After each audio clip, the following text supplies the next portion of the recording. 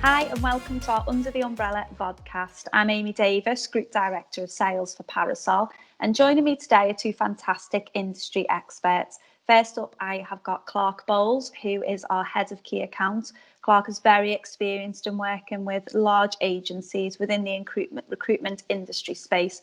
And I've also got the wonderful Nicole Slowey, who is the Operations Director from Qdos Contractor. Nicole brings with her a wealth of knowledge on the contractor market and regularly features on webinars to share her insight on the upcoming IR35 reforms. So welcome to you both and thank you for joining me today, guys. I must say congratulations, Nicole, to Qdos on the recent awards that you've won. Well done. Thanks, Amy. Yeah, really excited about the award win. It's always a nice, welcome, positive thing to look for in what has been quite a challenging time for everybody. Yeah, of course. Well, we were cheering you on from the sidelines, so really well done for that.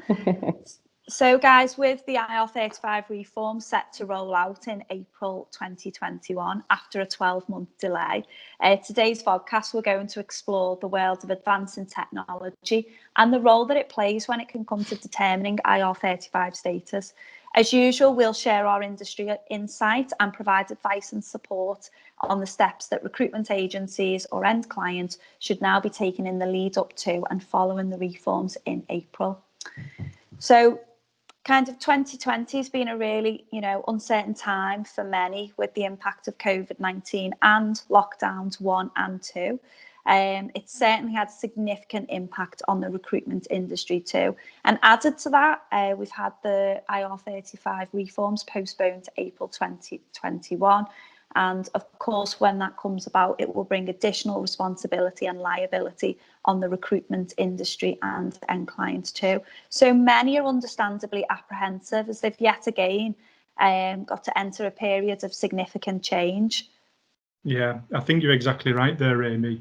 And it's impacted the industry sector by sector almost in varying degrees.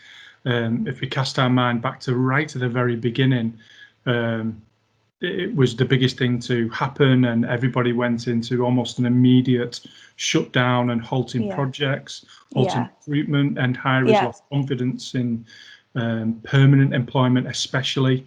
However, the public sector understandably continued and in some cases grew because of the COVID related recruitment that needed to be done. I think IT technology has probably remained quite steady. I think if you was an IT recruitment agency and you'd forecasted, I think you've probably done quite well considering COVID compared to those forecasts, because it's much easier to work from home. And then more towards the back end, I think businesses have become more prepared and realised that we're not going to save our way out of this. Really, we've got to spend and we've got to sell our way out of it. So marketing, digital marketing, all those types of freelance roles, really, I think they're doing quite well again now towards the back end. So it's been interesting how it's impacted all the different sectors. I think the thing about that is, as well, is we've certainly seen, like you said, Clarke, the IT financial services side of things has been reasonably steady, but massive impact on our engineering client base, energy sector, things like that, where you're seeing significant reductions in contractor headcounts. And I think that for contractors more specifically as well, they've fallen down the tracks as far as all the government support. So we've got the self-employed income support scheme, we've got the furlough scheme, there's the business interruption loans, bounce back loans.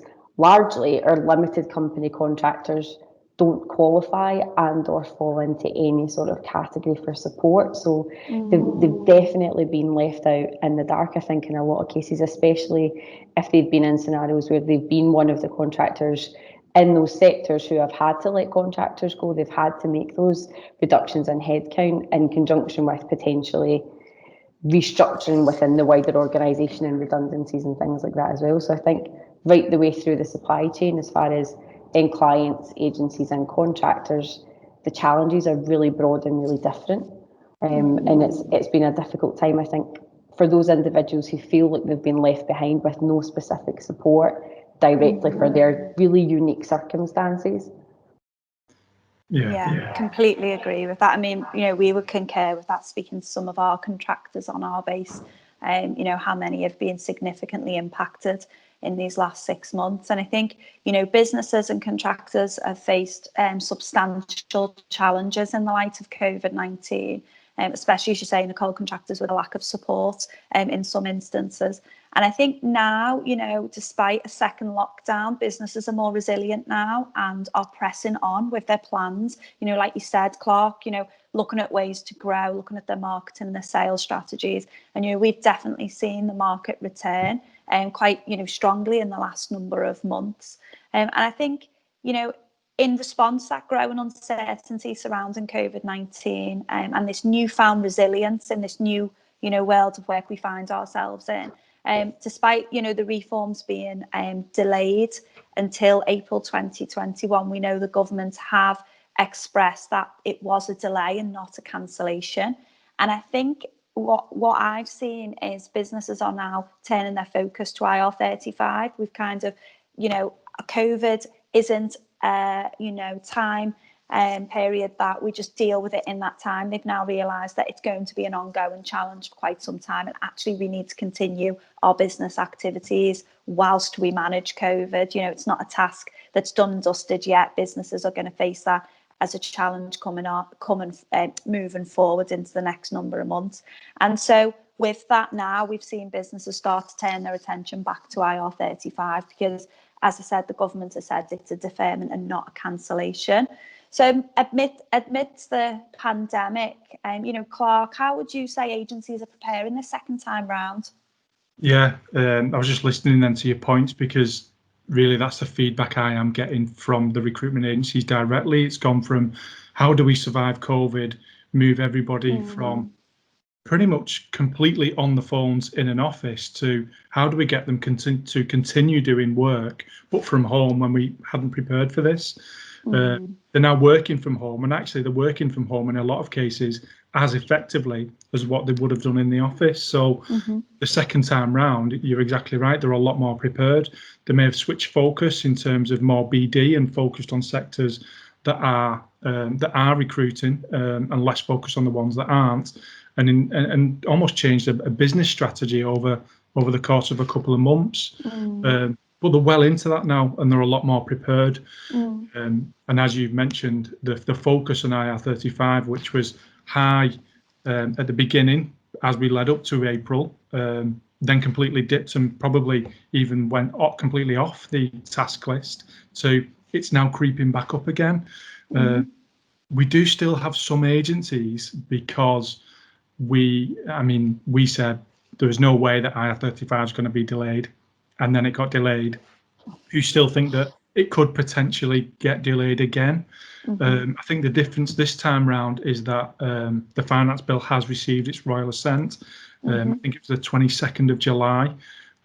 So it is law now. It is going to go ahead, and I think really the IR35 legislation doesn't change how you assess somebody's status. So regardless, it's just good practice to put those measures in place, robust contracts, working practices.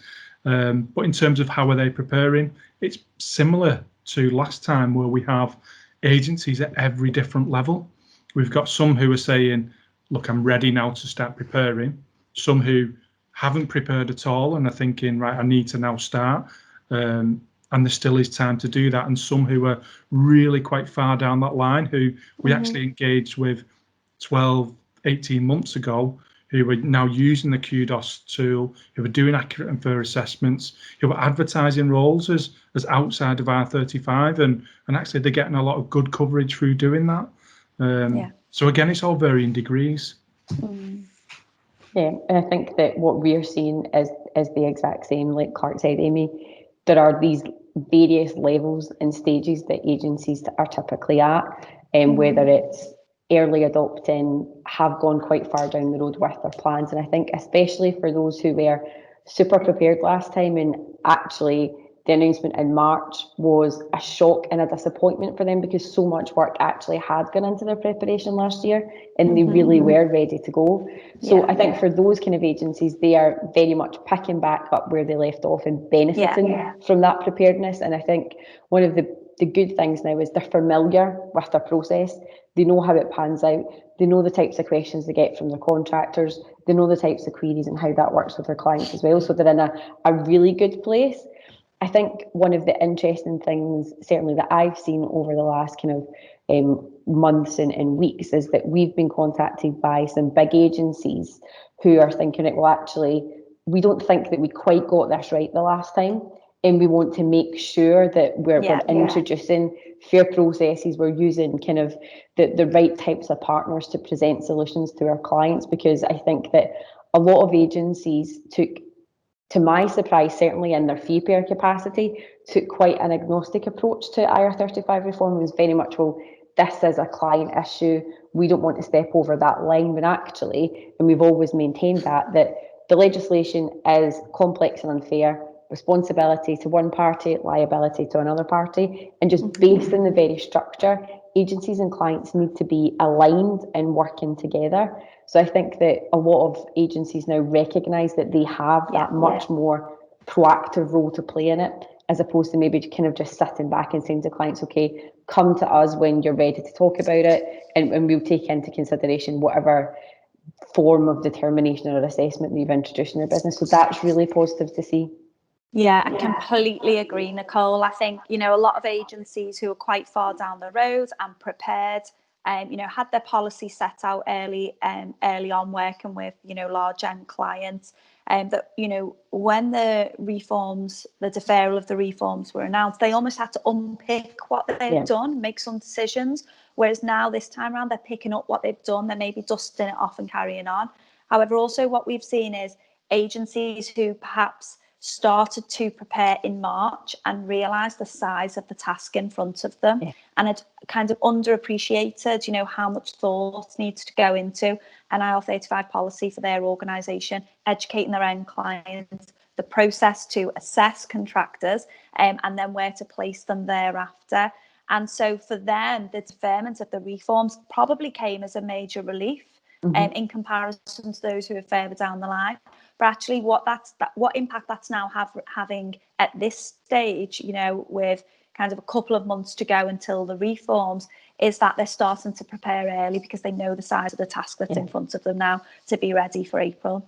So just, with all that in mind, what concerns, Clarke, have you seen that agencies have fed back? Yeah, so I would say that the biggest one that I am seeing at the moment is, I think if we cast our minds back to last year, a lot of end hirers who were ready to make those assessments were really thinking about the contractors in the first instance. They were thinking, how can we make our decision right up until the last day, so that if they do go from an outside position to an inside position and the net take-home pay decreases, how do we do that at the very last point so we don't upset contractors, potentially lose some, or need to increase rates? I think what's changed now is, because of COVID, because of work from home, we're in a place where we're a candidate-rich market, and there's not a lot of jobs, or not as many jobs as what there was before. So end hirer confidence is really high. So I'm seeing, and our agency partners are seeing, that end hirers are making those decisions sooner than what they were doing last year, which is meaning that actually it's forcing them to make their preparations sooner. But in some cases, it's too late, because those decisions have already been made.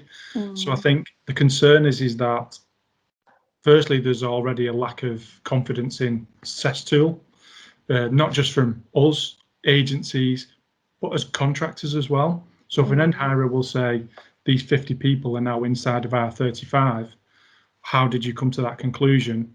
Well, we use CEST. Immediately the contractors are unhappy. They're then feeding back to the agencies, and the agencies are now in a position where they need to somehow rectify this. They're unraveling the decision.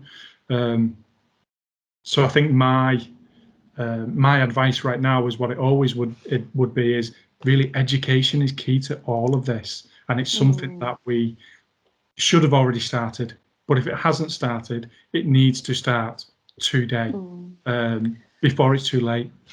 Yeah, so I think, just listening to you there, Clarke, some of the concerns coming out from agencies is around kind of the method at which they choose to determine the status, and then working with the contractors post that determination. Yeah, and the time I think, as well. Yeah, definitely, completely. I think, many suppliers like ourselves, Parasol and Qdos, we've been instrumental in supporting agencies and end hirers and contractors through the public sector reforms, and also in the lead up to the reforms that were supposed to take place last year. And touching on the point around uncertainty surrounding status determinations, what are the options that are available that can support? I think it's one of those things, if you go back to 2017, we had public sector reform, there weren't that many. Fast forward to where we are now, there are so many providers in the marketplace. Yeah.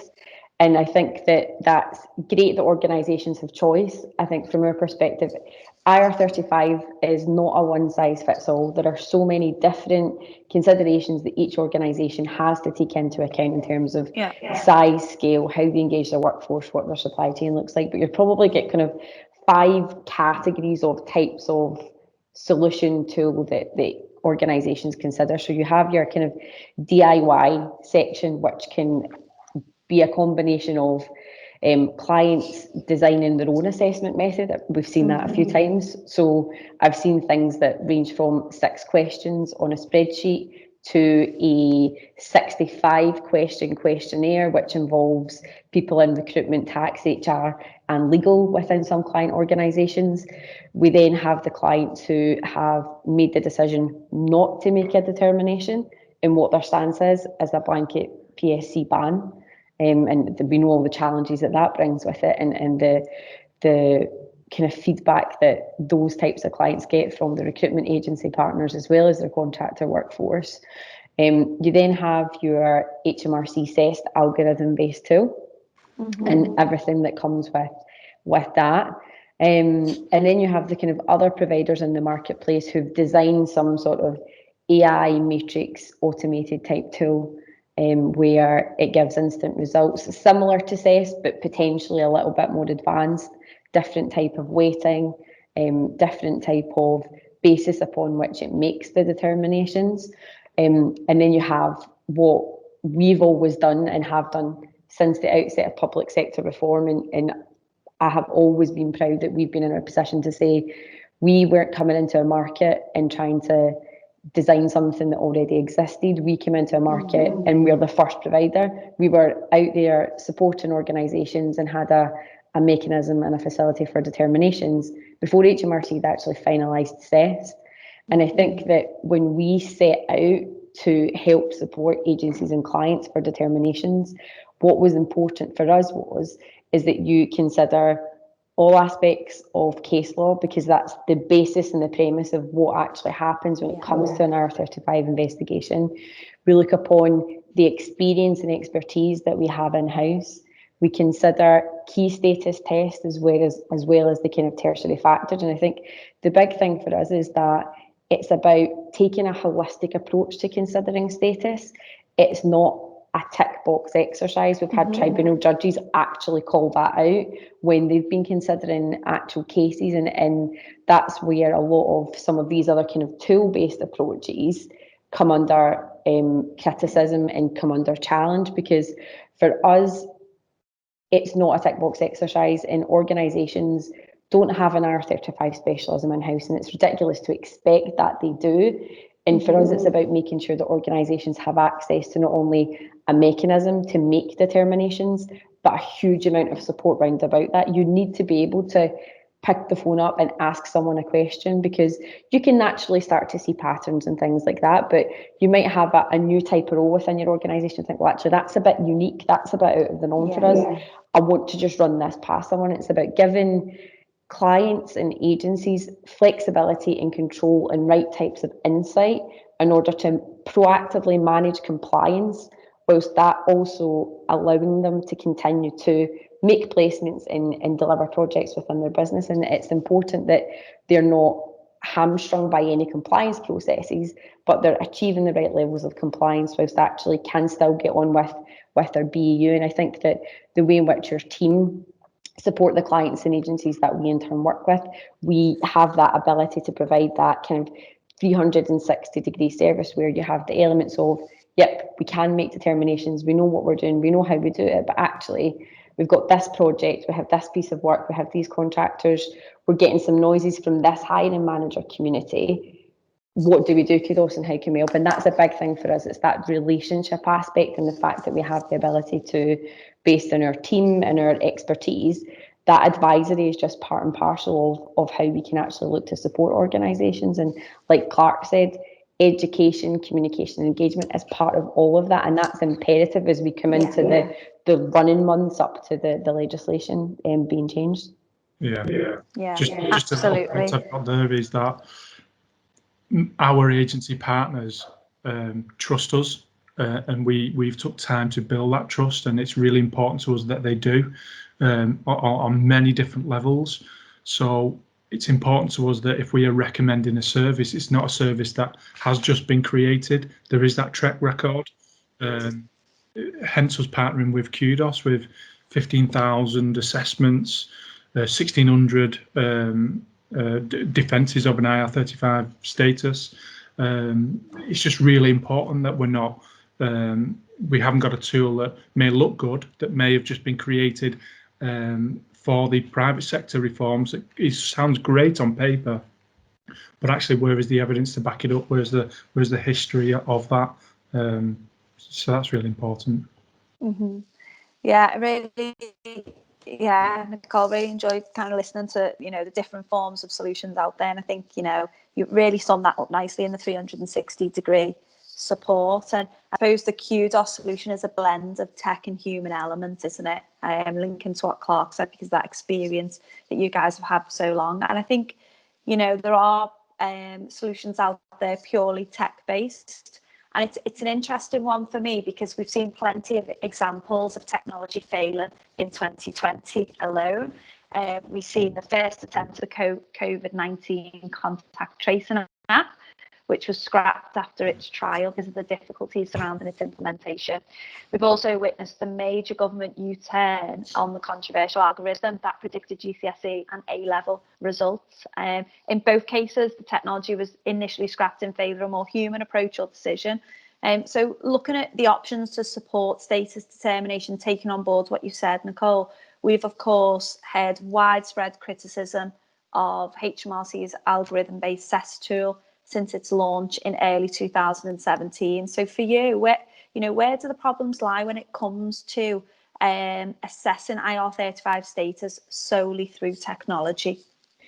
Yeah, I think, like you said, Amy, technology is the heart of everyday life now, and it can be used to significantly amazing effect in every aspect of kind of modern society. But I think with anything, technology is based on a series of rules and criteria and algorithms that have limitations, and there are reasons why we don't use technology to make decisions about absolutely everything in our everyday lives, and that's tax status and employment status is no different to that.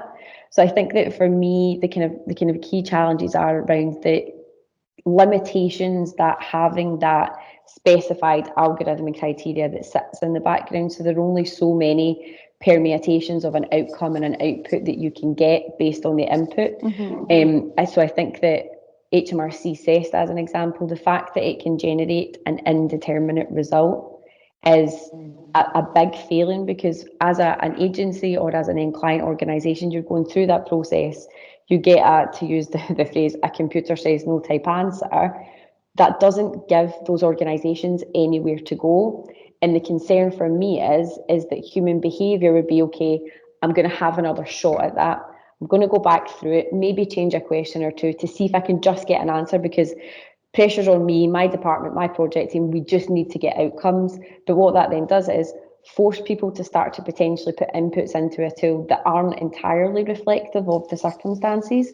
So you could be 1, 2, 3 iterations away from actually the reality, but you at least have an answer, whether it's an incorrect outside determination or an incorrect inside determination.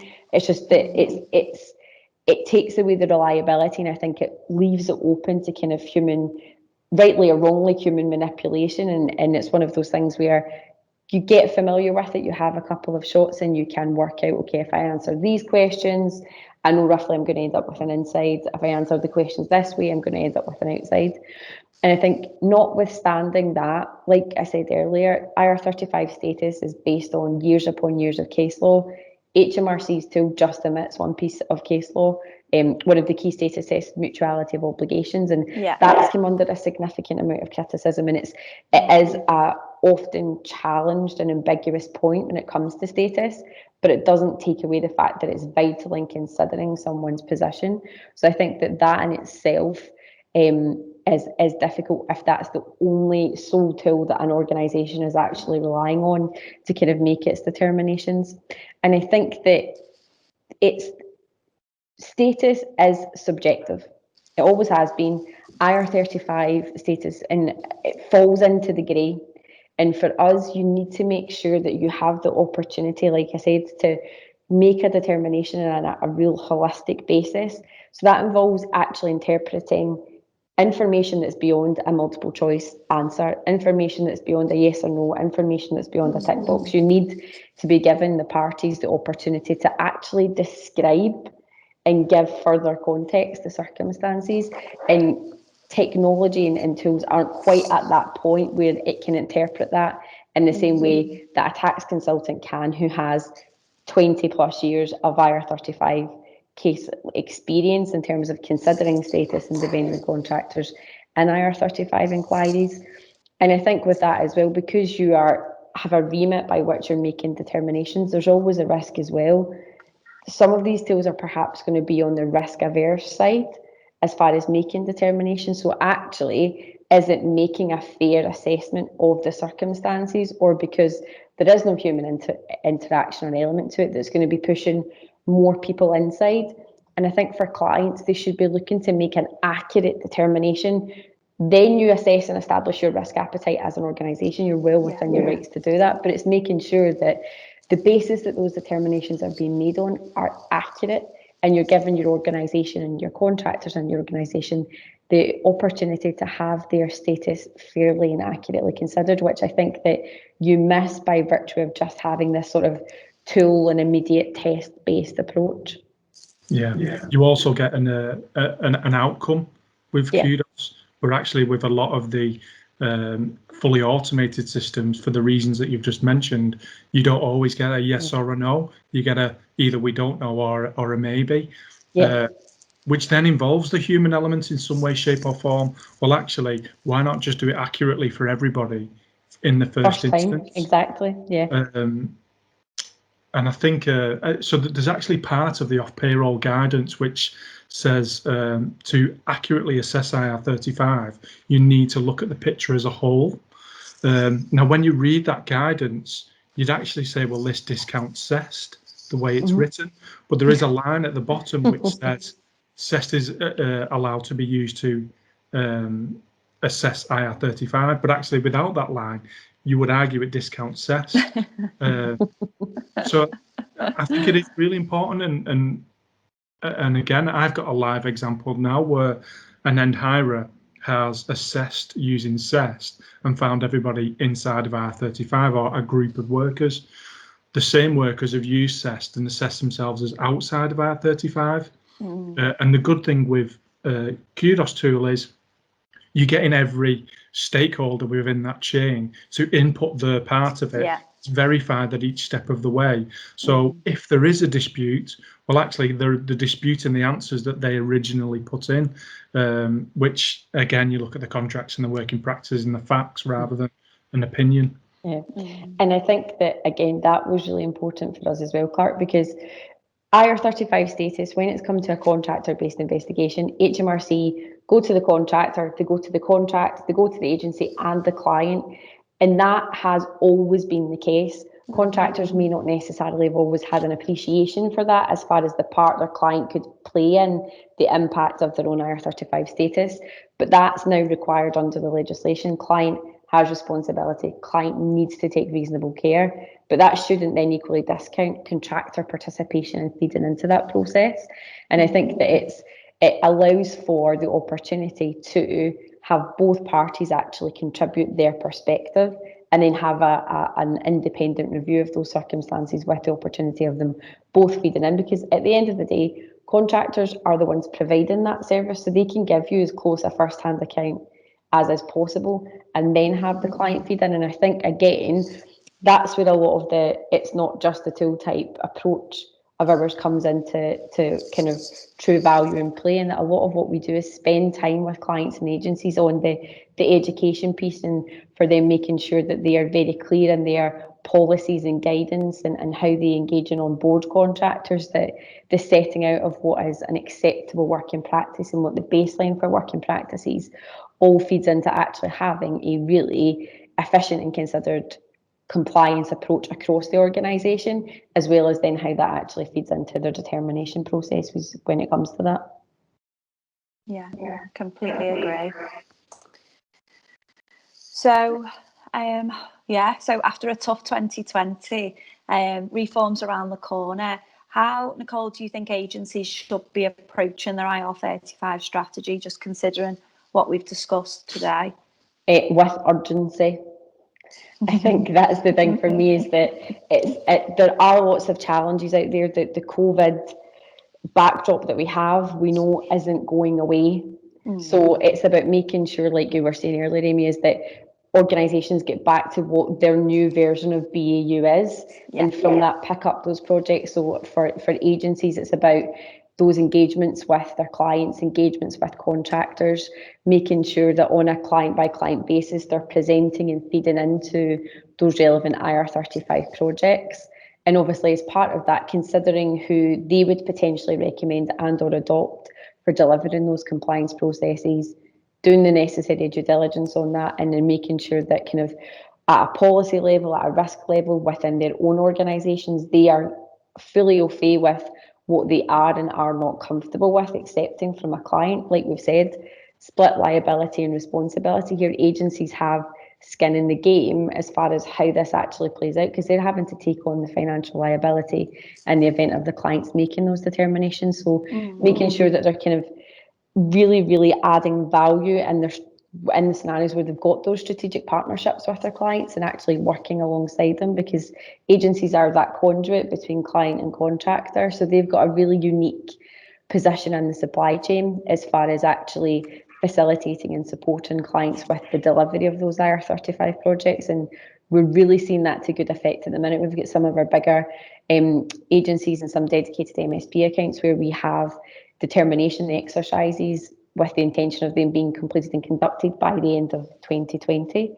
So it is recognising that they have that part to play in the ability to really influence and support clients on their journey to compliance. And communication and engagement and education for me is the big thing, but effectively start now if you haven't already, and make sure that you're allowing yourself enough time to deliver absolutely everything that you need to deliver, because we know 100% of contractors aren't going to be outside. That no one is ever making that claim. And what the businesses need to ensure is, okay, what do we do with contractors that are inside? Because there's more to be done there at the back end of that, from a administration perspective, from a process perspective, from a contract negotiation perspective, and those are the things that you can't be leaving to the 11th hour next year. Yeah, completely agree there, Nicole. I think I haven't spoken to anybody, contractor, agency, and hirer, who doesn't want to drive compliance throughout that supply chain or be accurately assessed. Yeah. However, their approaches in a lot of cases are completely different. I think because of other factors that have affected their businesses, COVID, work from home, etc., they may have taken the approach for a quick way for what they perceive as compliance to blanket assess. Will that minimise your tax risk? Yes, it would do that. However, it then comes with its other problems. Are you a commercial business anymore who's going to attract the top talent? I very much doubt. So exactly as you've said, really it's about education, because these reforms can 100% be managed.